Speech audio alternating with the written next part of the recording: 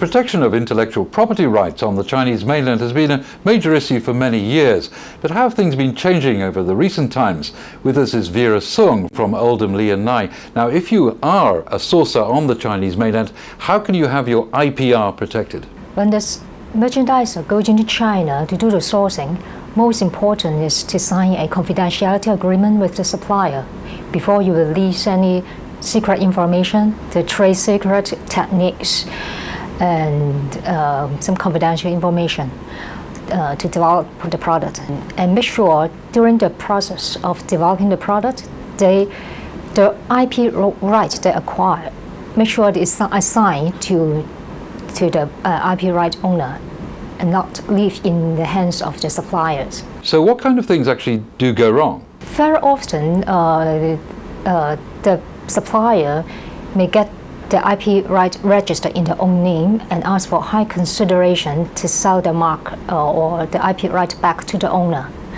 So, and also China adopt the first to file system, not first to use. So if you do not get those trademark, design registered, then you will lose the right. So that, Vera, if you're a toy producer and you want to source on the mainland, you have to look at absolutely every aspect. Okay, let's say this plush toys.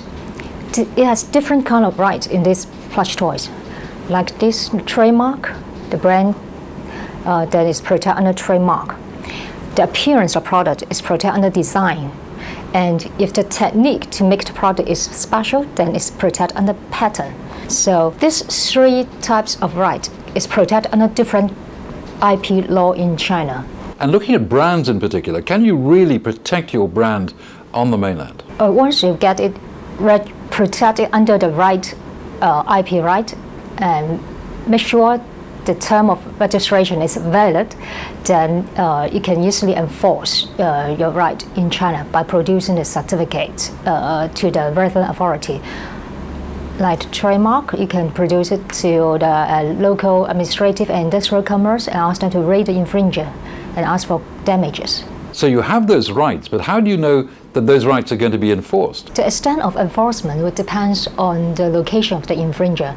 It will be more easy to enforce in big city, big town, but not in some small village, because the local protectionism is some small village is serious. The infringer may afford the whole economy of the small village, so perhaps it may be difficult to enforce, even if the market registered.